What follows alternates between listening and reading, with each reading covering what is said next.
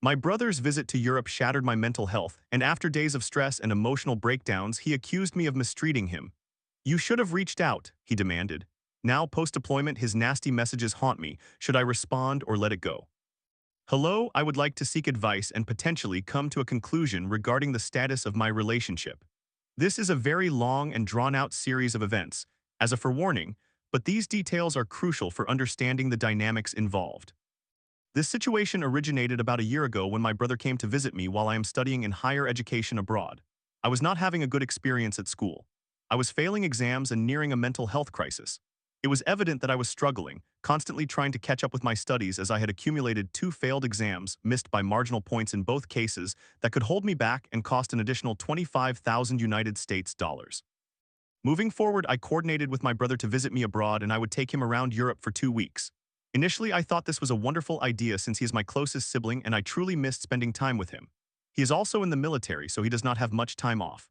Unfortunately, I planned everything, including the flights and places to stay, all while managing my end-of-year exams, assignments, and a resit on my birthday. This is where I admit I made a mistake. I sacrificed hours before one of my essay submissions to book hotels and create the itinerary. I stressed myself to the point of suffering an anxiety attack and missed the submission deadline by 20 minutes. This detail is significant.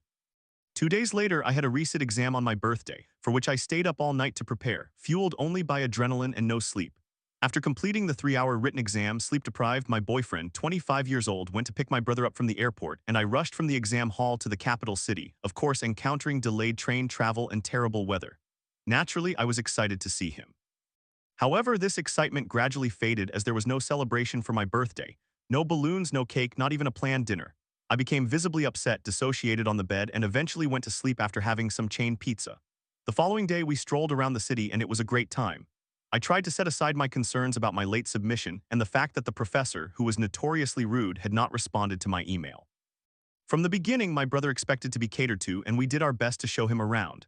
The next day, we had a flight to Rome and everything seemed to be going well. However, during dinner, I received the dreaded email stating that my submission would not be accepted. I started to cry and asked to leave to return to the hotel room. Everyone inquired about what was wrong, but I became choked up and unable to speak. I was set to fail yet another course. I waited until dinner concluded to ask again if we could walk back to the hotel, at which point my brother firmly declined, insisting that he wanted to see the Colosseum at night. At this point, I was in tears. He got his wish and we returned to the room.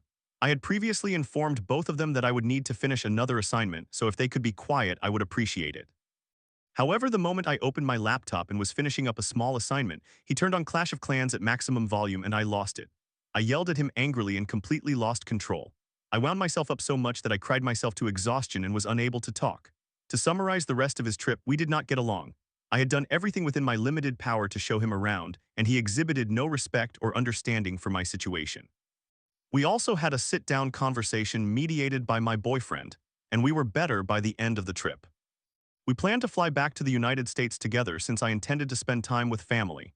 Once we arrived in the United States, he began to act differently and distanced himself from me even at the airport. I spent 2 days at his house before going to the other side of the state to see my dad and staying there for 4 weeks.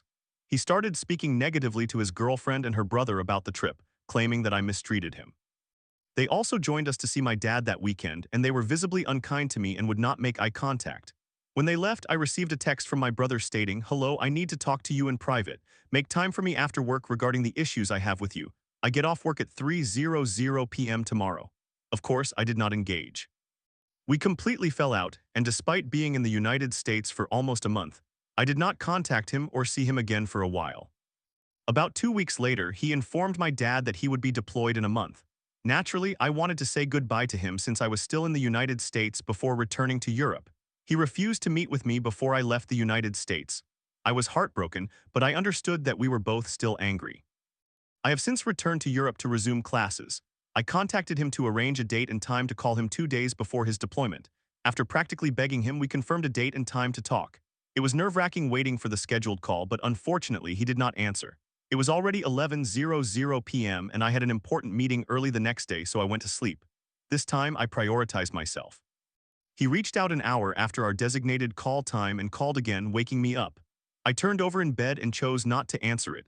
In the morning, I sent him a prepared message, as I had anticipated he would not answer, wishing him farewell and hoping for a safe deployment. To now, I wished him a happy birthday after 6 to 7 months of silence as a courtesy text and to test the waters after all this time. In response, he sent me a series of hurtful messages that essentially stated, "You are sorry, you did wrong, why didn't you reach out to me, I am your brother." He even claimed that I could have contacted him since I am attending only one class a week. I am actually finished with classes and working a full-time research internship while applying for PhDs. I read the messages, but chose to ignore him again without replying. Thus we reach the conclusion, should I respond to him and if so, how? Or is this situation too far gone? I have experienced significant emotional distress since the summer, leading me to unfollow him on Facebook, Instagram, and archive posts on Facebook, among other actions. However, a part of me misses him, but every interaction we have had feels accusatory, with him accepting no responsibility and refusing to apologize. In summary, sister and brother have a falling out. The brother gets deployed and then confronts the sister, stating, "I am in a war, how dare you unfollow me on Instagram or Facebook or not reach out to me?" The sister me is now at a crossroads, deciding between blocking him or giving in to apologize just to maintain peace. Story 2. Stuck in an abusive relationship, I desperately cling to hope. Just shut up, I don't care about your problems. He takes my money, my friends, and even my voice. With suicidal thoughts brewing, I wonder if I'll ever escape. How did I get here? I 19 years old female and my boyfriend, 21 years old male, have been in a relationship for almost 2 years. I moved in with him a few months ago to salvage our relationship due to some mistakes I made. To summarize, I was a serial cheater throughout the initial year of our relationship. I am unsure why I behaved that way and I may never know. Since then, I have not had any urges or incidents. I decided to move in with him because if I had not, he would have broken up with me, and despite my actions suggesting otherwise, I truly love this man with all my heart. I have never felt this strongly for someone before, nor have I ever wanted to improve myself for anyone like this. I maintain these feelings for him despite the issues I am about to discuss. Prior to my moving in, he was not very active in our relationship, but to the best of my knowledge, he was loyal and had never raised a hand against me. He would sometimes get angry but never yelled or acted out violently. However, after I moved in, he stopped suppressing his anger. We engaged in arguments every day. About a week later, I discovered that he had also been cheating on me intermittently. While it was not physical, it occurred online, which hurt just the same. He received pictures from an ex and several other women, some of whom I do not have proof of, as he simply mentioned them to me. He insists that what he did was acceptable and was actually mitigated by my actions, which he claimed were 10 times worse. I thought this was somewhat fair. Whatever. Approximately a month after I moved in, we had a significant fight. This was the first time he physically hurt me. He was yelling at me about my past actions as usual, and I do not respond well to someone screaming in my face, especially a man, so I naturally began to cry. It turns out he dislikes crying because he then started yelling at me about that, which only escalated the situation. Eventually, I suppose he became fed up as he grabbed my throat and began choking me. It took him about 10 seconds to realize what he was doing and stop. He then hugged me and told me it was okay. However, I continued to cry even more intensely now. This seemed to irritate him, as he became angry again and shoved me away, refusing to speak to me for hours and acting as though nothing had occurred. The situation escalated over the next few months, with him gaining more confidence in his actions and becoming increasingly hurtful with his words. Numerous degrading terms aimed at women, such as worthless, ugly, stupid, incompetent, burden, dumb, and much worse, have been directed at me as insults during arguments and sometimes as so-called jokes. He has punched me, pulled my hair, dragged me by my arms and legs, and slapped me. At one point, I developed a bruise on my arm that was so severe it appeared black. It healed after about a week. He consistently targeted my body and avoided my head until one day, during another severe argument, he hit me multiple times, causing me to curl up defensively on the floor. He grabbed my hair, flipped me over, climbed onto my back, and while holding my hair, slammed my face into the floor. The carpet was the hard-floored type, and while I covered my face with my hands to shield myself, had I not, I probably would have suffered a concussion given the force he used. Despite the pain I experienced, especially in my neck and back, we eventually made up. We have not had a physical altercation of that severity for a few weeks now. He still grips the back of my neck to emphasize his points, but aside from that, the conflict remains verbal. The insults have escalated to include my family, mental health, and diagnoses. I have borderline personality disorder, autism, attention deficit hyperactivity disorder, and bipolar disorder type 1. He tells me that every challenge I have faced and every unfortunate event in my life is entirely my fault. I genuinely believe him. I have not been a good person throughout my life. At all. I have acted poorly, and that is why. I mention this because my mental health has significantly declined due to the way he treats me and issues with my identity. I wrestle with suicidal thoughts, which I have always had. However, every time I try to confide in him or seek comfort and reassurance, it results in him becoming angry with me. Last week, he decided he had reached his limit.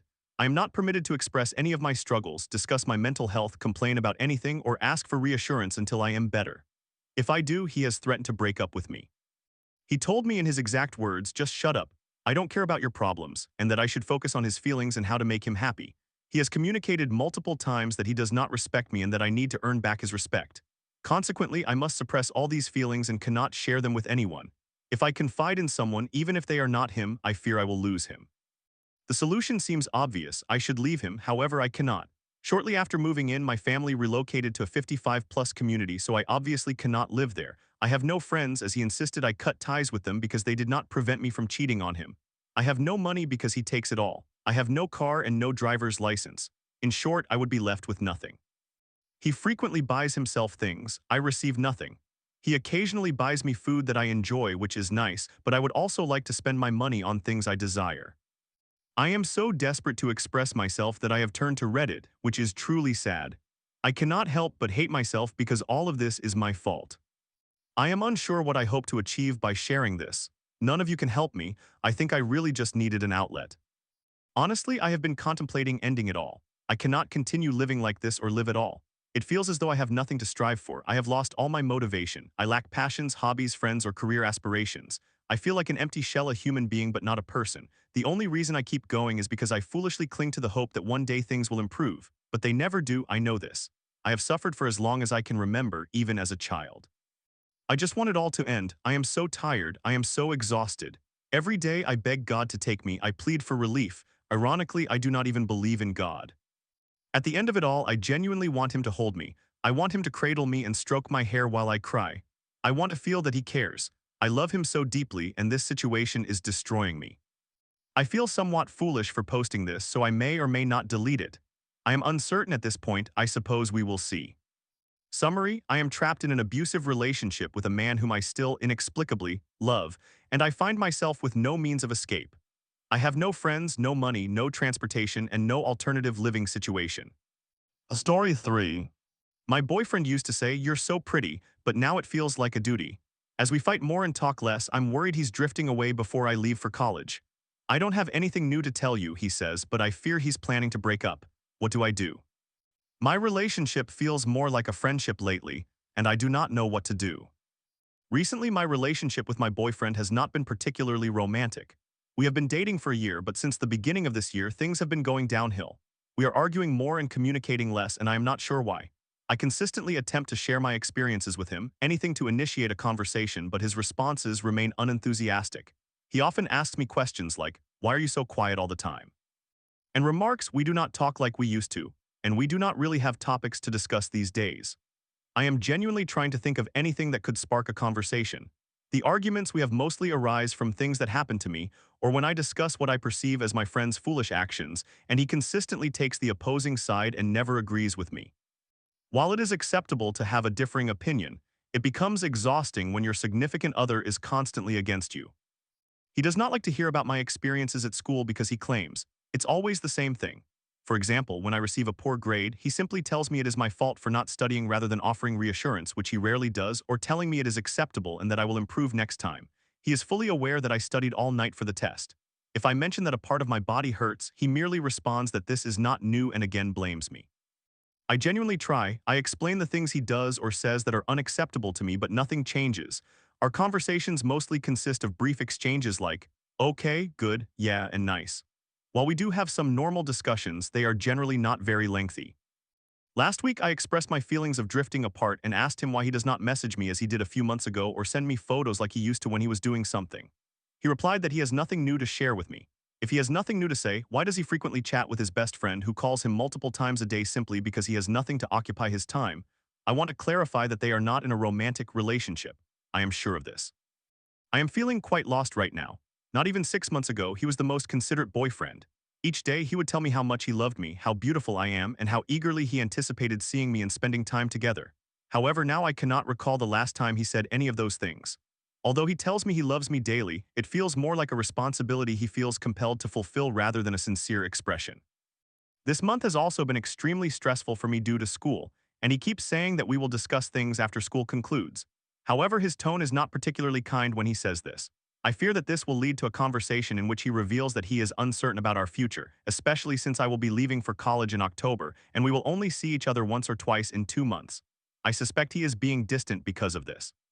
He believes that when I go to college, I will find someone better than him and thinks irrational thoughts like that. I consistently reassure him that I love him regardless and always will, yet he continues to harbor these thoughts. Sometimes I feel as if he might end our relationship due to my departure. It is not as if I am leaving forever. Countless couples endure long distances and thrive in those circumstances. He solely focuses on the negatives and insists that everything will be terrible and bleak. I understand that not everything will always be ideal, but if he truly loves me, this should not pose such a significant issue. I am genuinely at a loss right now and do not know what to do.